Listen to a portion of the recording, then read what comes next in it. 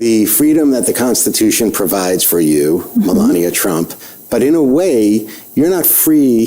This is like on a personal level, like you're not free to do things that I could do, right? Like you're not going to go jump in the ocean for a swim or go over to, Fifth Avenue to go shopping, or just, after we speak, go over to MoMA and look at the new Shut exhibition. So is it this weird tension now in your life personally where you have the freedom, but you really don't, because it would be too chaotic with the Secret Service and everything else. What's that like? It comes with the job, it comes with the position, and you get used to it, and you know that, as my detail always says to me, you could do whatever you like, we will take care of it, and you just tell me where you want to go.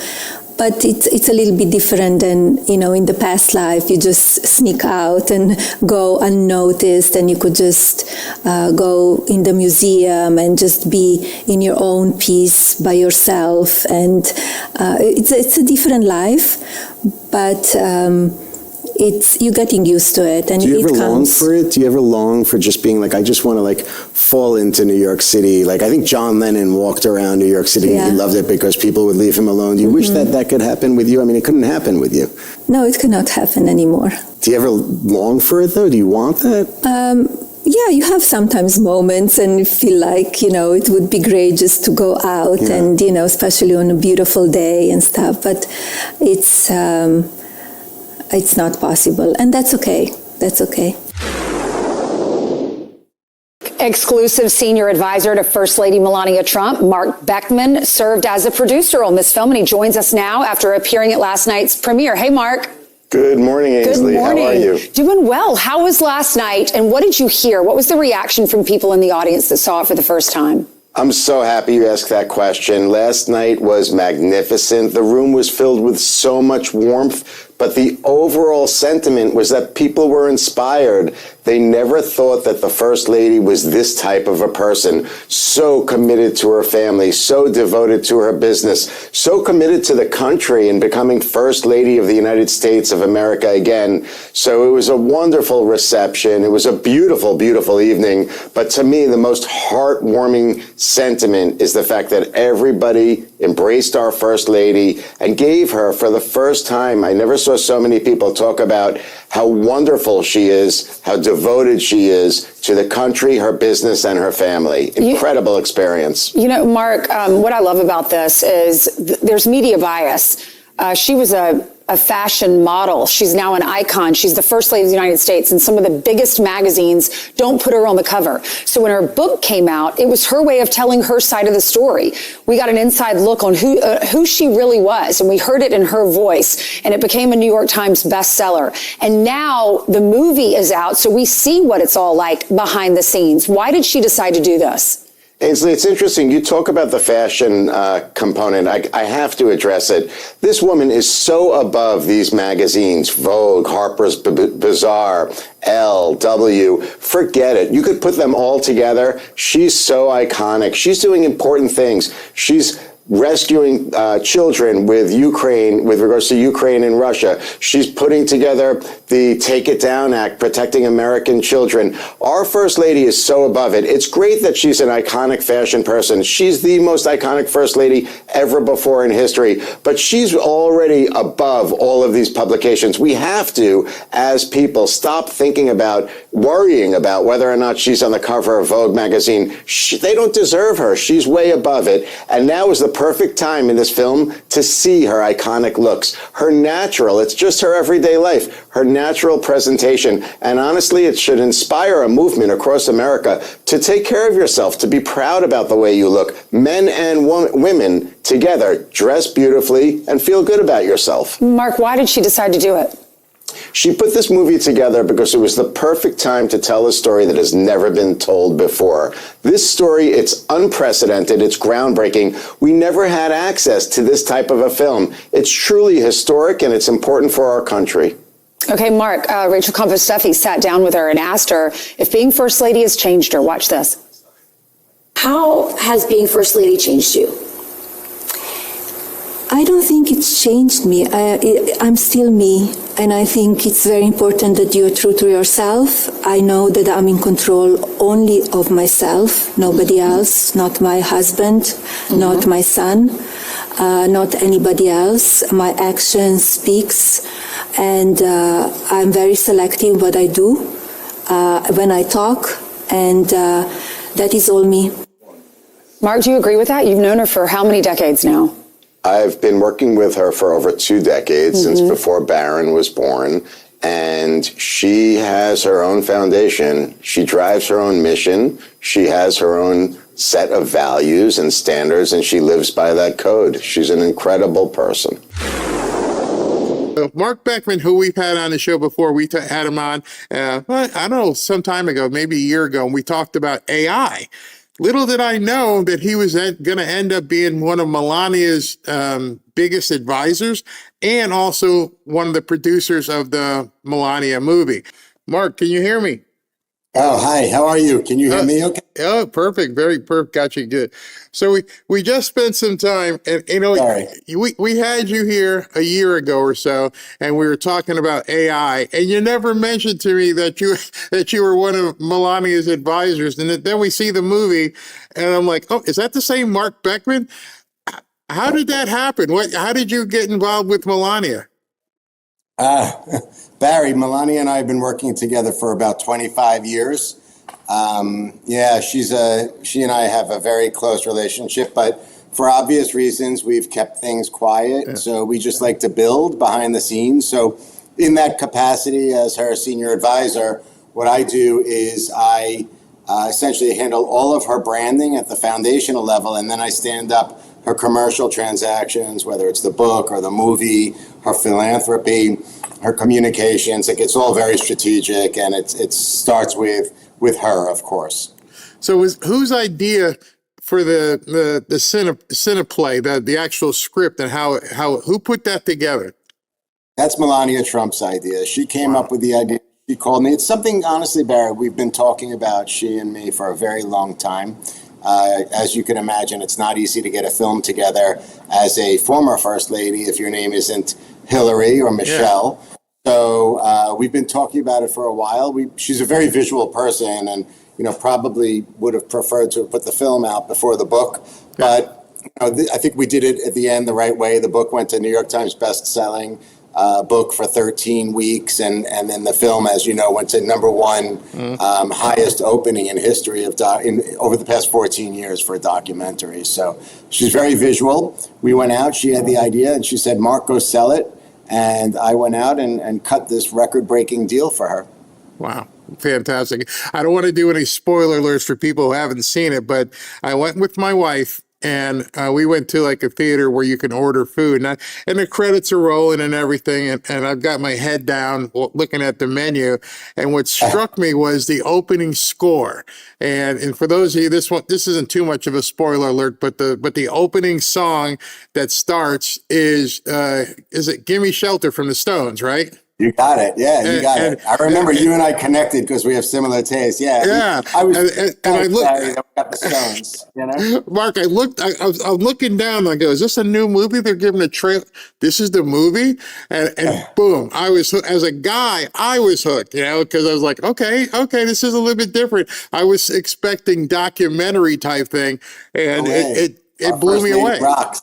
Yeah, First Lady rocks. I mean, the music that we put together for the film, Barry, it was no easy task, as you can imagine, but it's the best of the best. The soundtrack is killer. It's the Stones, Michael Jackson. Yeah. We go old school with like Elvis and the Shirelles, and you might have noticed we even created our own score it's called Melania's Waltz, and those key moments when she walks in. So we really put a lot of effort into creating a music package that the First Lady's proud of. And to be very clear, it's interesting. You asked me whose idea was the film. The music she was involved too. Every single song in that film, from Everybody Wants to Rule the World, from Spears all the way through Michael Jackson, every song was selected by the First Lady. It was amazing, because I'm thinking also, you got Hollywood productions usually take months. You guys put all this together and filmed it and everything in like 20 days in terms of that's what it was, her first 20 days?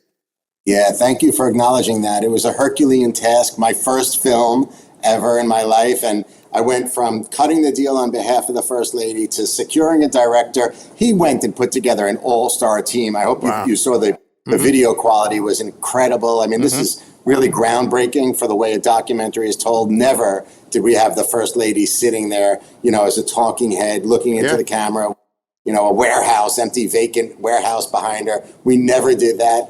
But it took us, we were a sprint. I got the deal done, and then we had to get this all executed and done on the day of the inauguration. It must have been a security nightmare. How did you, when people go see it, they're going to see access points that you would never think you would have for a president or a first lady.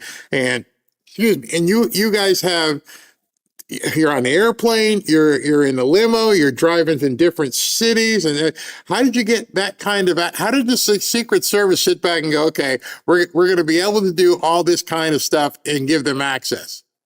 Barry, the United States Secret Service, they are incredible. They are so talented, but at the same time, they were so just incredible to work with. They knew how to do everything here.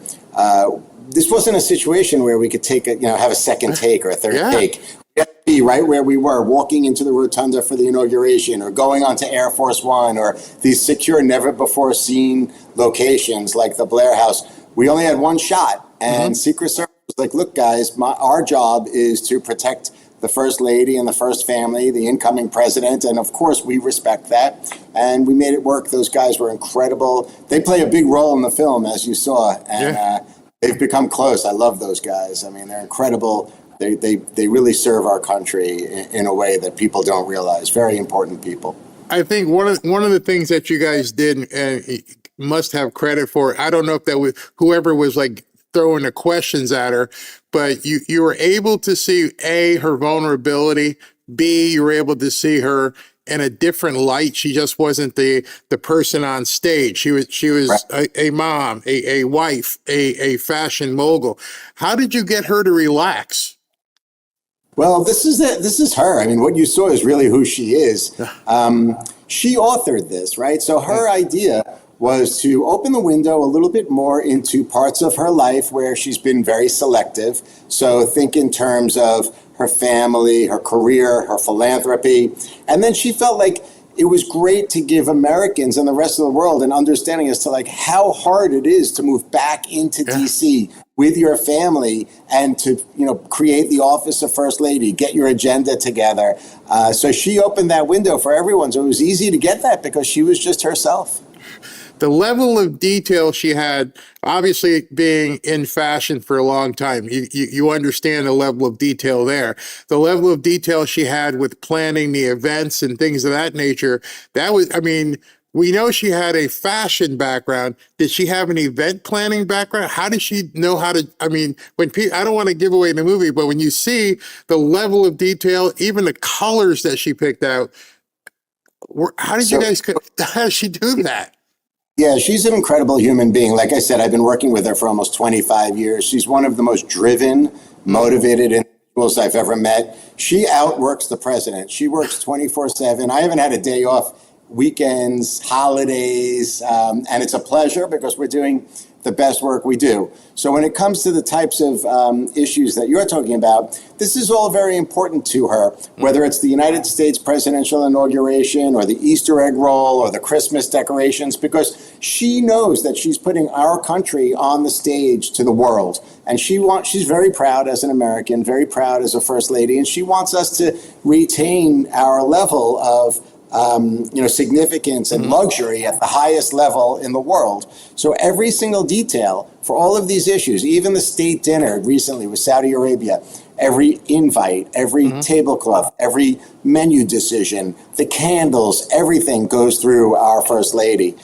She's a machine. The East Wing supports her in an incredible way, but she drives that creative vision for every single detail, whether it's for kids to enjoy the Easter egg roll or for leaders. I know that the United Kingdom is coming to our nation soon, and she's got to make sure that that America looks great to the King of England, and she's proud to do that.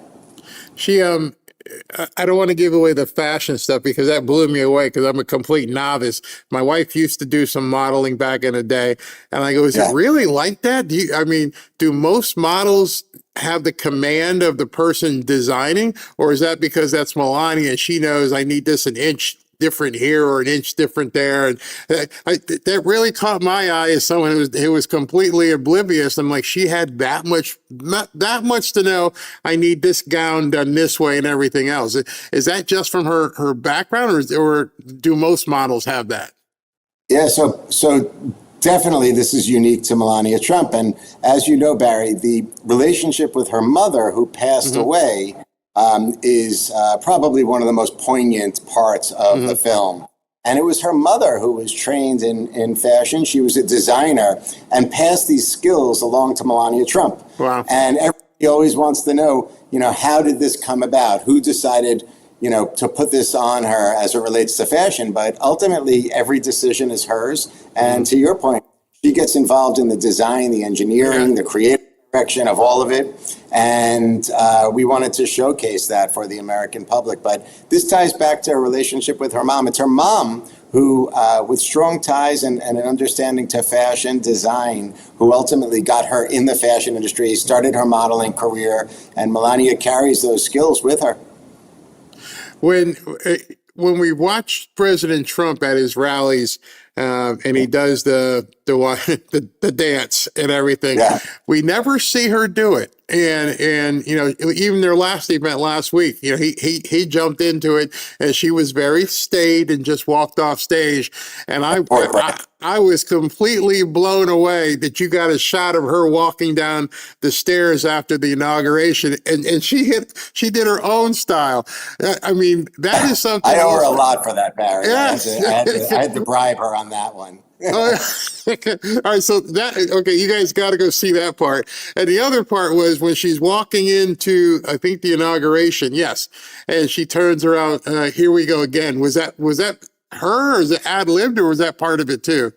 So I'll tell you something cool. So Barry, one of the best nights of my career was the Thursday night before we launched the film. The film launched on Friday the 30th. So Thursday the 29th, we had a film premiere at the Kennedy Center, and I sat next to President Trump. And President Trump, he was really great that night. He kept hitting me, Mark, how did you get the stones? How did you do this? How did you do that? Loved it. But when he heard the line you're talking about, here we go again, he goes, Mark, that's one of the top 5 lines in history of films. That's up there with The Godfather, with The Sopranos. He goes on and on and on, and it was incredible. And he's right. I mean, that line is iconic. If anybody in your audience hasn't seen the film yet, it's worth going to the theaters now just to catch that moment. And that's all Melania Trump. She was clever. She knew how to break that border between the film, like a documentary, and she went right to her fans at that moment. And it has like a double meaning, right? Like, here we go again, as she walks into the inauguration for her husband and for her to become president and first lady again. But everything else that comes with that line is so iconic. I love that. I loved also the vulnerability of a mom when she was talking about how Barron was a little concerned about doing the parade, and he didn't want to get out of the car, and that's something we never see. We just assume that everything is perfect, and I don't know how Barron felt about it, but she showed her that was a whole different side. First lady wife, that was mom. That was the mama bear at this point saying, "I'm protecting my son." And I love that too. Was that just something that just? Go ahead. I was going to say, it's an interesting moment that you're highlighting, Barry. I'm sorry to talk over you. I apologize. No. But it's interesting because, like I said, it's unprecedented access to meetings and people, places, and beyond. And in that meeting, you might have seen, that's the United States Secret Service sitting down with the incoming president and first lady right after 2 assassination attempts. Right. So at that point in time, you might be aware, like, Iran was very vocal about wanting to kill President Trump. So there was a lot going on. So we were able to go in and run the cameras. That was a real meeting. I think you might have caught at some point. They were like, we have to turn the cameras off for this typical. There was one part that was super sensitive. But it was an incredible meeting. And it shows this delicate balance between let's do what's tradition for the nation, but also let's not get hurt. Yeah. The outfit. What's the story behind it? Because we all saw it, and it looked like, a New York Five family type thing where she was sending a message. Was there a certain message that you can speak of in regards to that outfit? Well, I'll tell your audience, like, you have to go see the film. Yeah. And then for your sake, Barry, let's just say that she's a very thoughtful person. You might have visited the Pope. She deliberately wore an Italian designer. Yeah. When she had the French come for the first state dinner during 45, she was very deliberate with her outfit. When she visited, at the time, the former Prime Minister of Japan, who's since passed away, Prime Minister Abe, and his wife, who she's still very close with. Mrs. Abe joined us at the inauguration, actually. She was also very respectful. She does everything for a reason, down to the detail. As you said, at the Saudi state dinner, the tablecloths were in that Saudi green out of respect for the Crown Prince. And I think that there are a lot of double meanings in the film.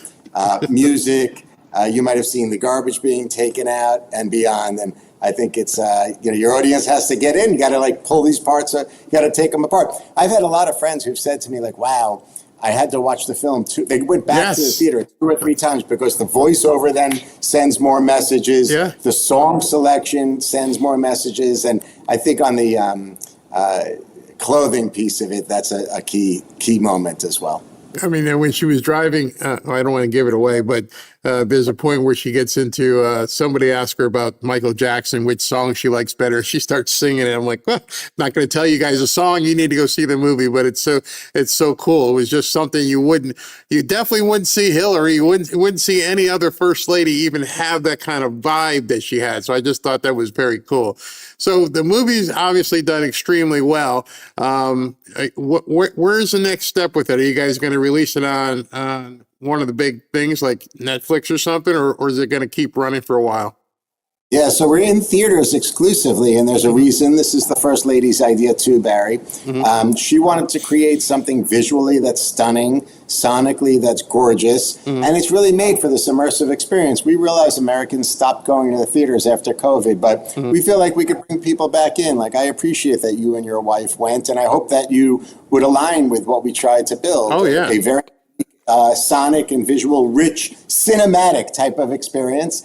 But that's the plan. In the mid summer range or so, we haven't locked in a date yet. We'll have a docu-series that we're launching. And the docu-series is also filmed during that 20-day period, but it allows for us to tell some of these stories with greater detail. There's not enough time in the film to talk heavily about her family life, her career, her philanthropy. So that's going to be the difference. It stands on its own, that series. It's going to be totally different than the movie, and we'll be launching that in the summertime. Wow.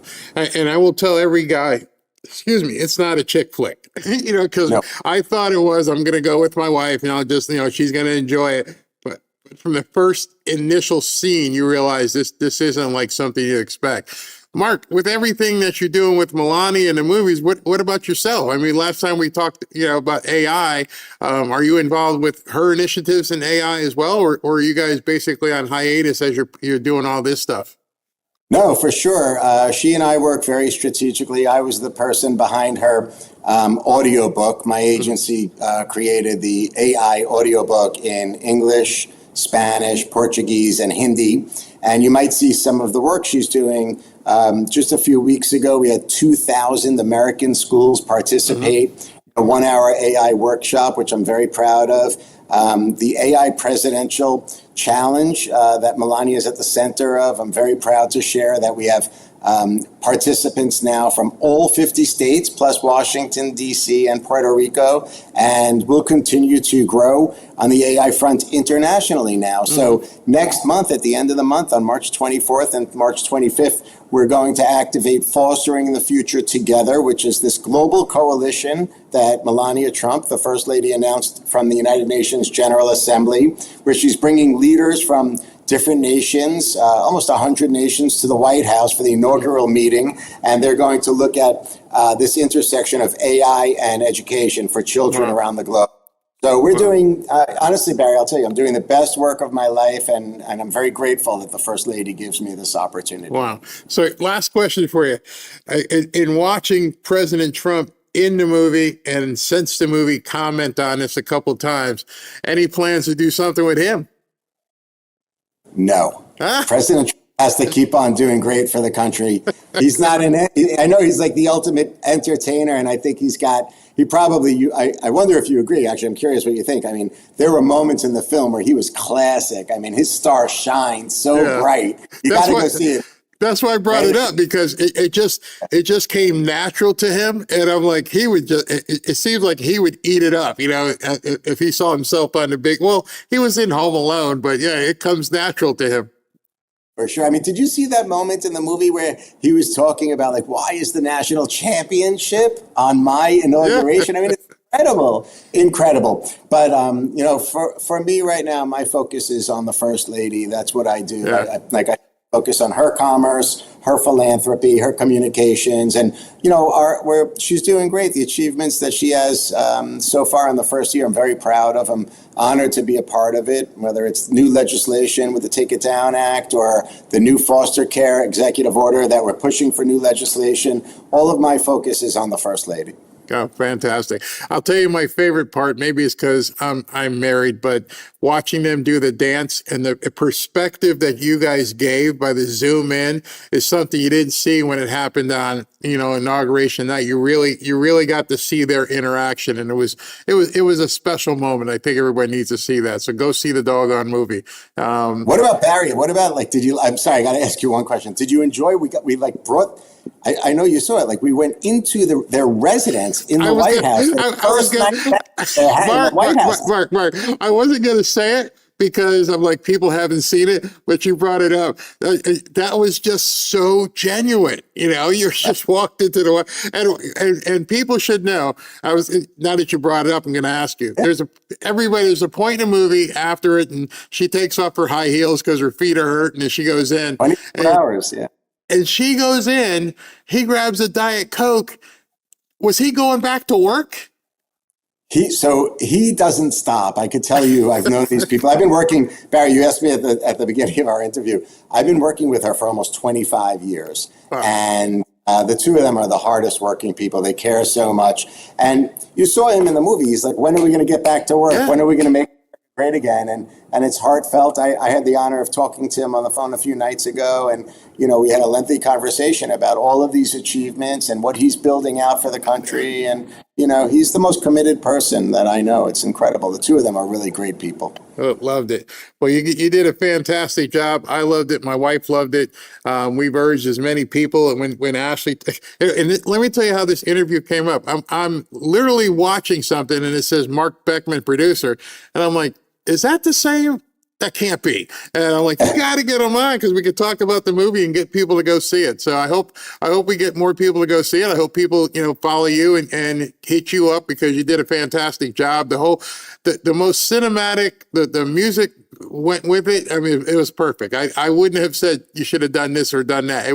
Everything worked very well. And the only thing that bothered me was too short. We didn't want to leave. Like Mike Tyson said that to me. Mike Tyson came to the premiere and he's like, Mark, the pace was incredible. You should have put another hour into it. I was like, okay, champ, let's calm down a little bit. So I get, Barry, it's cool that you and I are like at this intersection of commerce and politics, sports and all. Like, you get it. It's incredible. Yeah, I could have watched them. I mean, because I know you had a ton more.